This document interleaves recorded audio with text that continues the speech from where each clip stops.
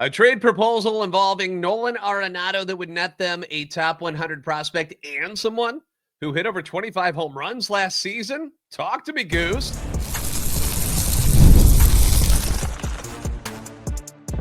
You are Locked On Cardinals, your daily St. Louis Cardinals podcast, part of the Locked On Podcast Network, your team every day. Hey there, Cardinals fans. I'm JD Hafron, former national radio sports anchor, born and raised in St. Louis, a lifetime Cardinals fan, and your host for Locked On Cardinals, part of the Locked On Podcast Network, covering your team every day. Big thank you to our everydayers for being here with us throughout the season and now into the offseason. If you're new to the show, welcome in. We hope you enjoy the content that we bring you. This is a show serving Cardinal Nation, giving the best fans of baseball all of the info about the birds on the bat. Today's episode brought to you by FanDuel. Right now, new customers can bet just $5, and if your bet wins, you'll get $300 in bonus bets to use across the app. Download the app today.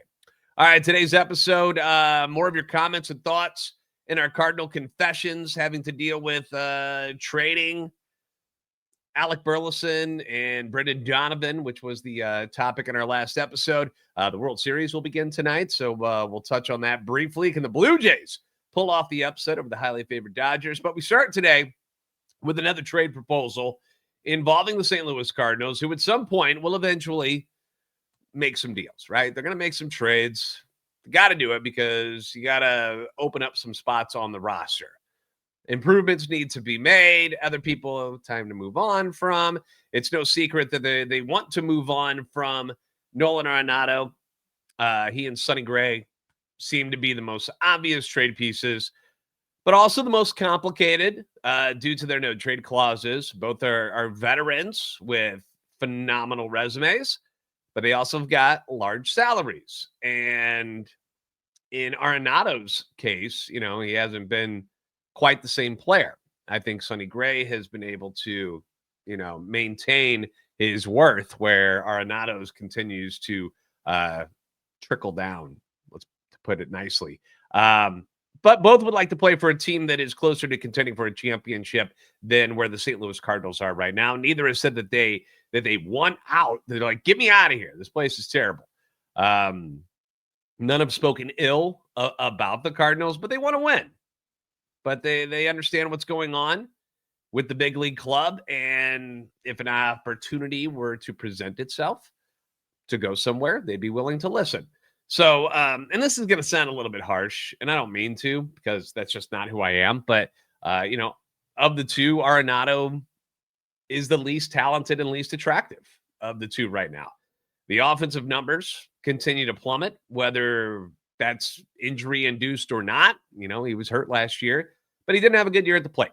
We know this. Final line, slash line of 237, 289, 377 with an OPS of a very devilish 666, an OPS plus of 87, WRC plus of 84. And remember, 100 is considered league average when it comes to OPS and WRC plus. That WRC plus ranked 18th among third basemen with a minimum of 300 plate appearances.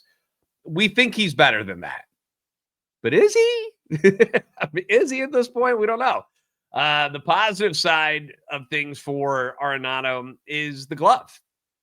We know he can still pick it at third base. Now, according to the metrics, yeah, he's starting to slide defensively. He's not upper echelon like he was just a few years ago, just like the offense was just a few years ago. We're talking MVPs, and now we're talking below average stuff. He's not below average when it comes to the glove. But, you know, as time moves on, things start to slow down for you. Your reactions aren't as quick. The arm's not as strong. Happens with the age. It's natural. My eyeball test tells me that he's still one hell of a third baseman. His defensive run saved was a +6, seventh best in the league, and the outs above average at +3, tied for sixth, next to an important name about third baseman in this offseason, Alex Bregman, who was coming off a Gold Glove year with the Astros before he went to the Red Sox in 24. Or in 25, I should say. I'm getting all my years confused now. And Bregman, oddly, is going to have kind of a say in what happens with Nato, depending on whether or not he opts out of his deal in Boston. Contract-wise, 2 years left on the deal. which is worth $42 million plus deferred money until 2041. The Rockies are paying $10 million of that still, so it's not a massive deal anymore, but expecting whatever team Arenado goes to pick up the tab for all of it is probably wishful thinking, but it's not an abomination of a deal anymore by any means. Yeah, he's overpaid for what you're getting out of him at this point in his career, but he's still Nolan Arenado. So keep that in mind. He's still a name. Now, some of these trade ideas that we've received are decent. Some are a little silly. This one falls on the sillier side of things, in my opinion, but it's the offseason. It's Friday. I'm in a good mood. Let's entertain ourselves a little bit, shall we? So just know that this one is one of the teams who was looking to solidify their third base spot last year, if you remember, was the New York Yankees. We toyed with the idea, okay, well, what about Nato to the Yankees at some point? Would that be cool? Hey, Goldie went to the Yankees. Wouldn't that be cool? Goldie and Nato back together again in New York. The Yankees decided to go with DJ LeMahieu. They used Jazz Chisholm Jr. for a little bit of third base before moving him back to second base. They traded for Ryan McMahon, who was with the Rockies. His offense didn't do all that much after he got to New York. The glove was good last year, though. In this article, and it's really weird, written by somebody named Garrett Kerman. I can't say that I'm familiar with Garrett's work. In this particular article, he does not mention Ryan McMahon, who is still under contract until 2028 with the Yankees at $16 million per, if memory serves. So not exactly sure what he's planning to do with him. Is he going to first base or something? I don't know. But he strangely omits him from this particular trade scenario. But the deal that he maps out is this.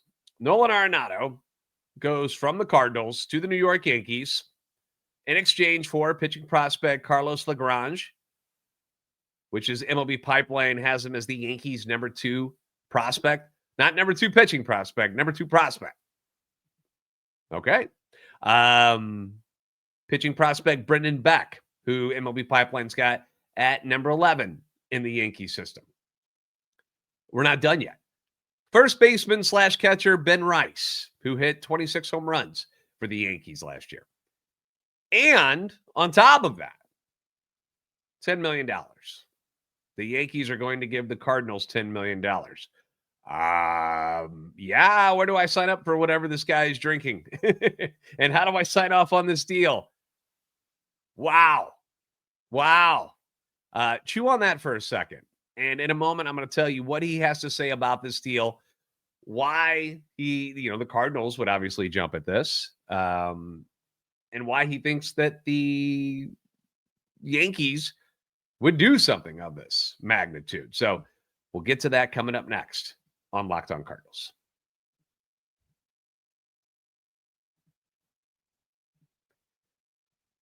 Let's be real. Making excuses doesn't solve anything. You've heard them before. It's just stress. I'm tired. It happens to everyone sometimes. But when it comes to performance, sometimes your body, it just needs a little extra support. Nothing wrong with that. And that's where Rougiette comes in. Now, Rougiette.com offers fast-acting doctor-prescribed treatments for ED designed to help you stop making excuses. Be done with that. Start making moves instead. Rougiette makes it simple to get started. You just connect with a board-certified doctor 100% online. No awkward waiting rooms. No in-person appointments. Guys don't like going to the doctor. It's like one of the last things we want to do ever. And you don't have to do it here. It's all online. And if prescribed, the treatment ships discreetly straight to your door.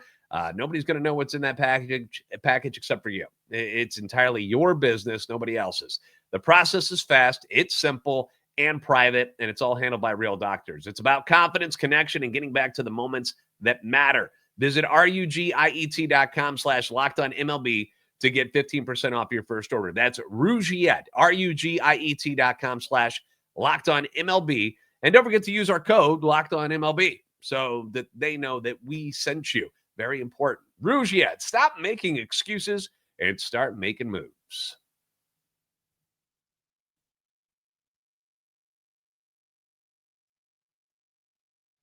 Thank you again for making Locked On Cardinals your first listen every day. If you enjoy daily Cardinals content, you can follow the podcast on X at LO_Cardinals. We're also on YouTube, TikTok, and Instagram at Locked On Cardinals. So now that we've had a chance to kind of go over that for a second, maybe you had a good laugh. When I first read it, I was like, what?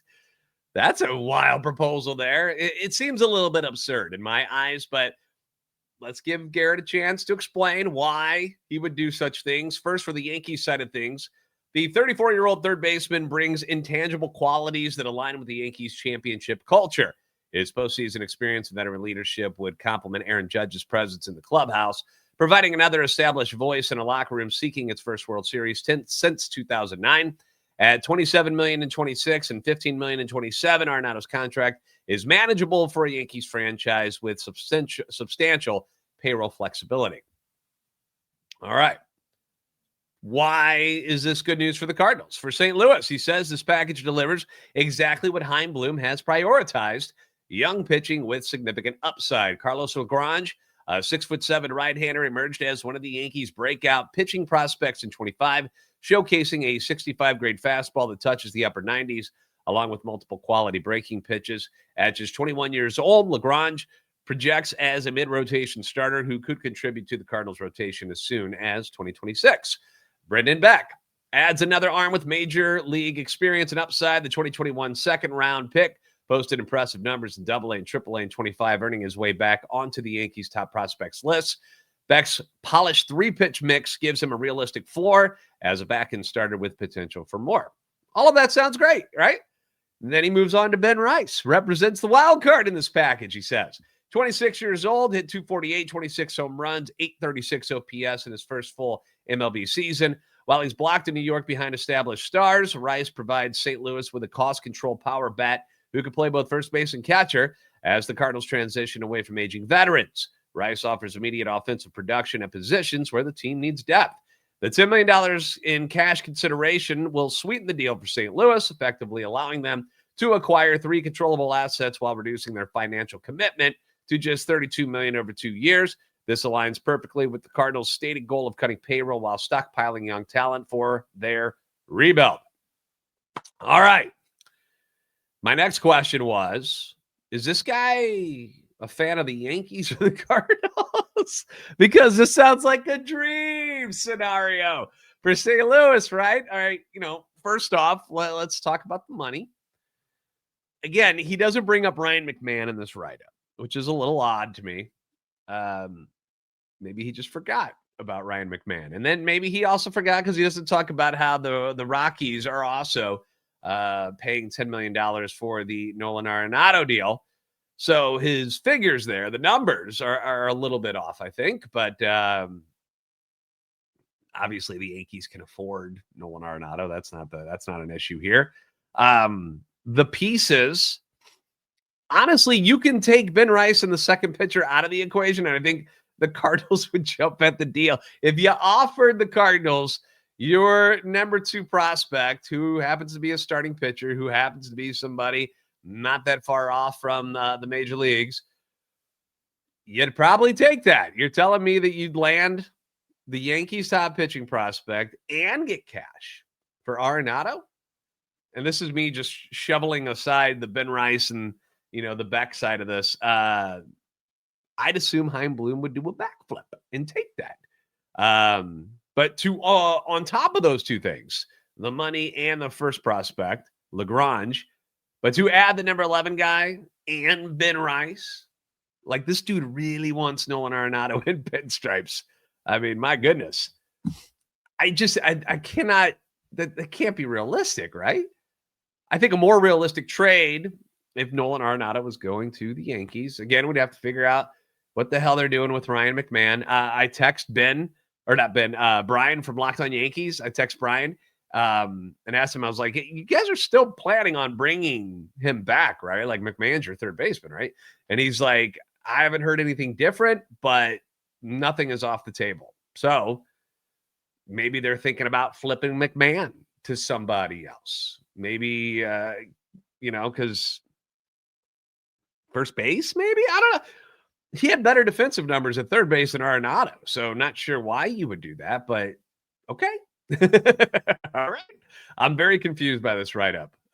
It's linked in the description if you guys want to read it for yourself, so you know that I'm not making this up. This isn't something that I just put together. It's not. I mean, they can't all be winners, right? All of the trades that we get. But I don't know. I'm very much blown away by something like that. I feel like if you were to get those 4 guys, like there would have to be more in return than just Nolan Arenado, would be my thinking. And the Cardinals, like, when it comes to catchers, like with the Ben Rice part of it, when it comes to catchers, we know that there's a lot of them in the clubhouse already, right? We still think Ivan Herrera is going to try his hand at catching again after having elbow surgery.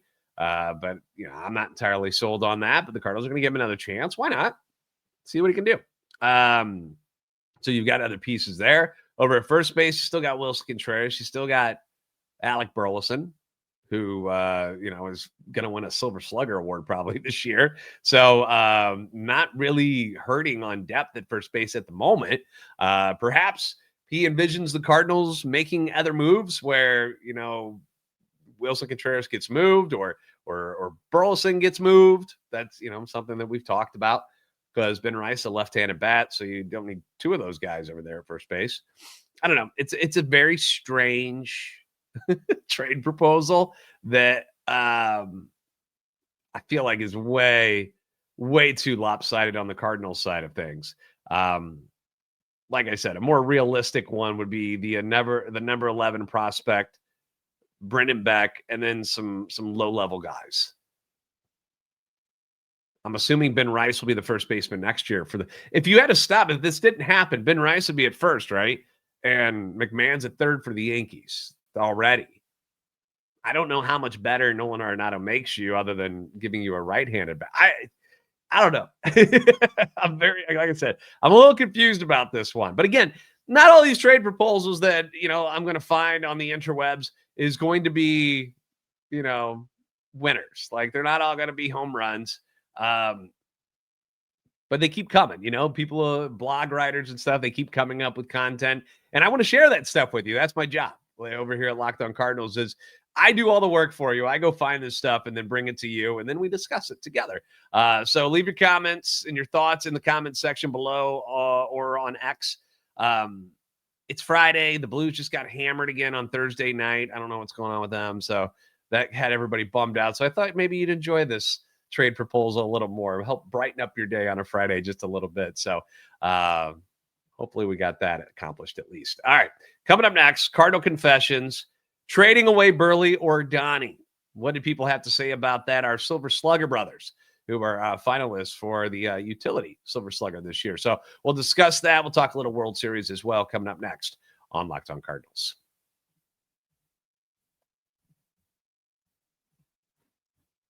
The NFL season is here, and FanDuel has an offer you don't want to miss. Right now, new customers can bet just $5 and get $300 in bonus bets if you win. That's right. You pick a bet. You put down $5, and if it hits, you're going to unlock $300 in bonus bets to use across the app.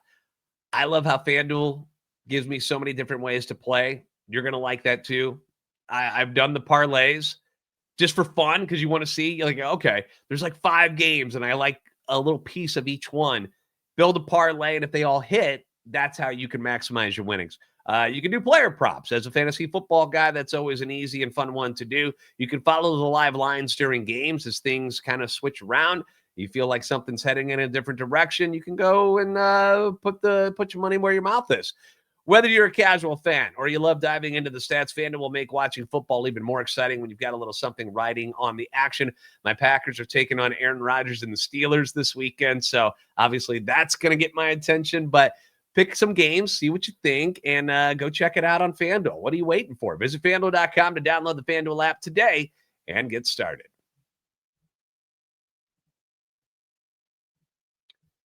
Thank you for making Locked On Cardinals your first listen every day. For your second listen, check out Locked On MLB Game Night. It's every game, every night until the World Series champion is crowned. You'll get local analysis, but on a national scale. And you can find MLB Game Night on the Locked On MLB YouTube channel or wherever you listen to your podcasts.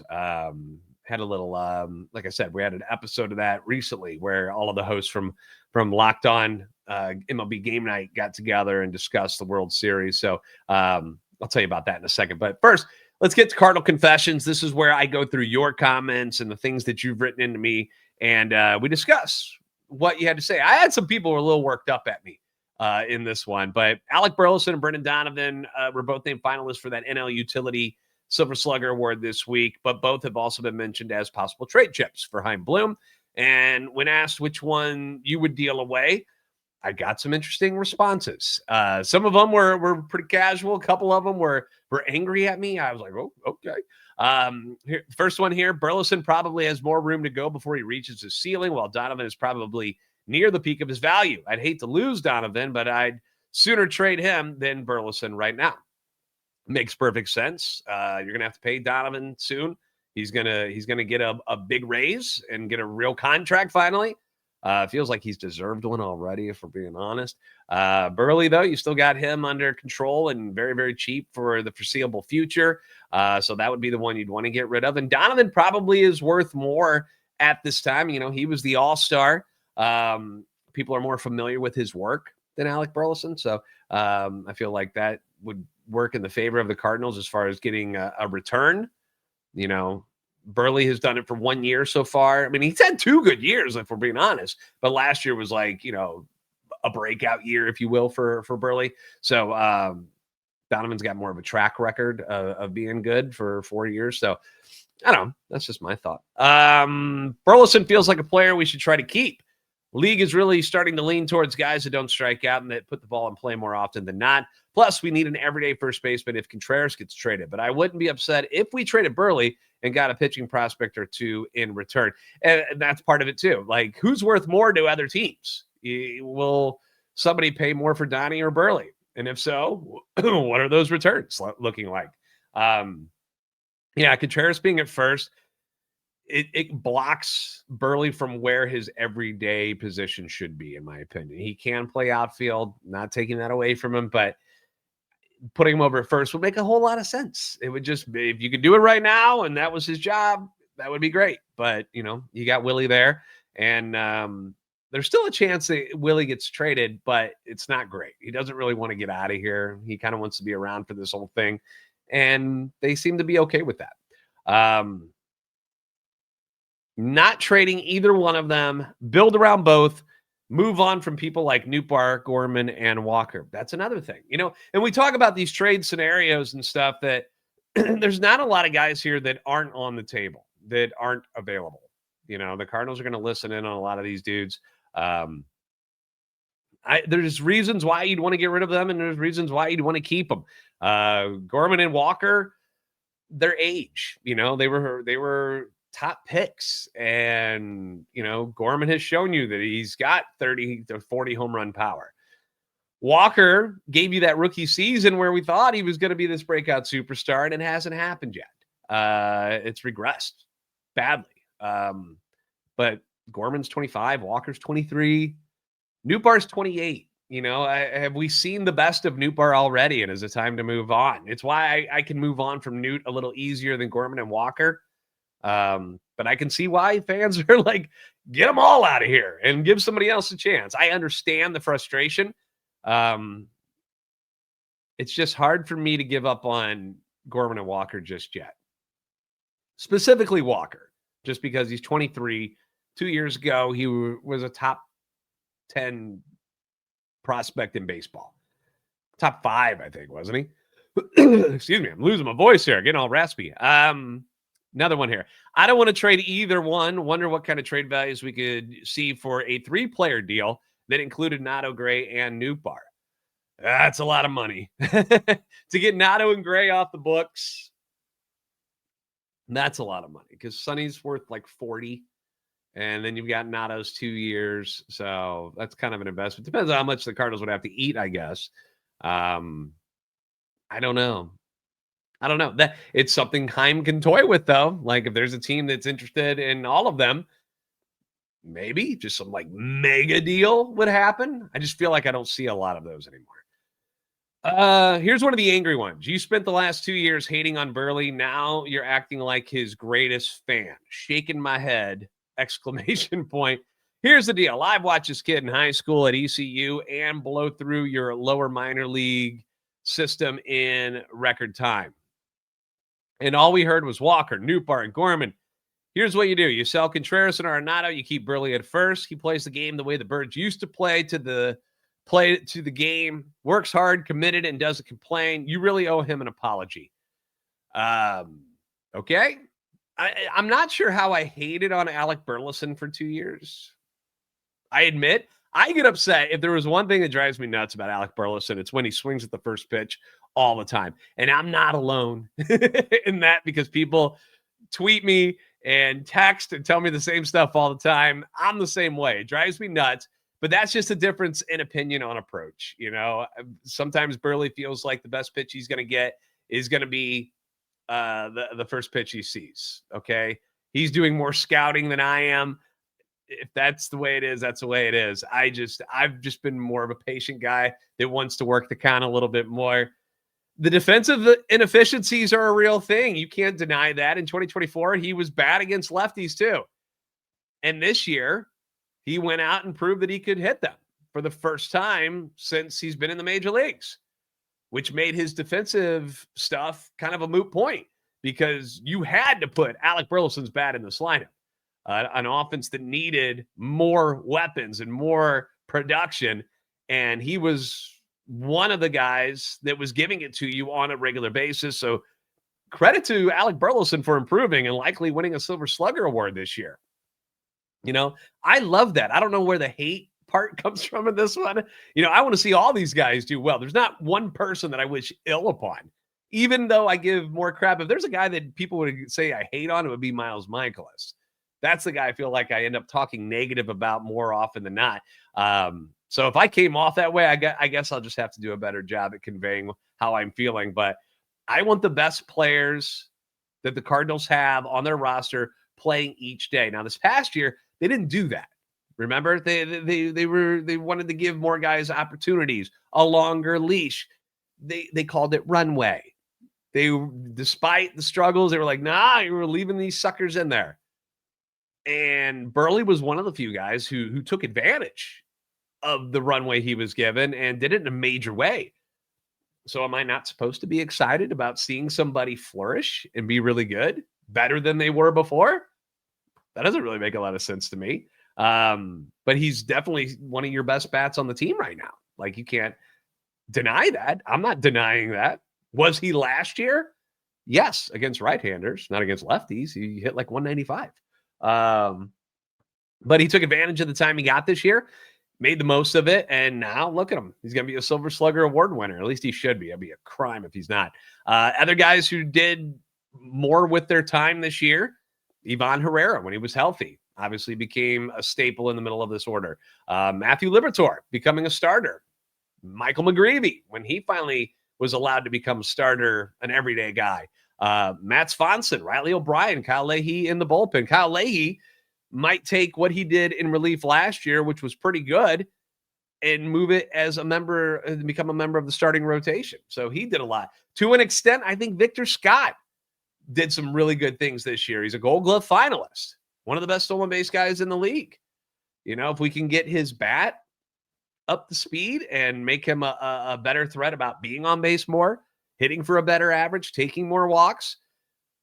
I mean, what a player that would be, right? So I'm excited about all these guys, and Burley is certainly one of those that will be in there every day next year, whether it's in the outfield, whether it's at first, whether he's a DH. He's certainly earned it. So there you go. Why wouldn't I be excited about that? World Series begins tonight in Toronto. Game 1. Blake Snell for the Dodgers against rookie Trey Savage for the Blue Jays. We did that MLB Game Night host show yesterday about the series, so check that out if you haven't already. My thoughts on it real quick were that Toronto needs to dictate this game. Stay patient at the plate, work the counts, get the starters' pitch counts up. Try to get to the bullpen. Make David Roberts, or Dave, I don't know why I call him David. Dave Roberts, make him make decisions about his bullpen. Brewers didn't make him hardly do anything. He basically just sat back and was like, look how freaking good we are. Toronto is a better offense than Milwaukee. More star power. Vladdy Jr., Springer, Bo Bichette is back. Alejandro Kirk doesn't get talked about enough of what he can do for that offense. Bottom of the order needs to wear out the starters for the Dodgers so that those big bats can do damage, and that's how they win. Will the Blue Jays have enough left-handed pitching to combat Ohtani, Freeman, Max Muncy? It's a very right-handed pitching-heavy team. All three of those guys actually haven't done all that much until Ohtani went off in game 4, and they're still 9-1 in the playoffs. That just shows you how good their starting rotation has been, and the offense has come through, even though those guys haven't been as dominant. Again, Ohtani had the one game, but other than that, he hasn't done that much, like Ohtani-esque type of stuff. So the one game really skews the numbers a bit, but obviously he's Shohei Ohtani's the best in the biz. So I'm not going to take the usual suspects for MVPs. We didn't talk about this on the round table, but it's not fun. So I'm not going to take Ohtani or anybody like it. But for the Dodgers, give me Max Muncy. If the Blue Jays win, give me Dalton Varsho, center fielder. I've always liked him. Leave your comments and your thoughts down below. Thanks for making Locked On Cardinals your first listen every day. If you haven't already, give us a follow on X at @LO_Cardinals, at JD Sports Radio, TikTok, and Instagram at Locked On Cardinals. Like, subscribe on YouTube. Help our channel and love for the Cardinals grow. We're getting really close, guys, to the 13,000 subscribers. Would love to get there soon. Could use your help. If you don't like and subscribe already, please do so to help our channel grow. You're the best fans in baseball for a reason. We'll see you next time on Locked On Cardinals.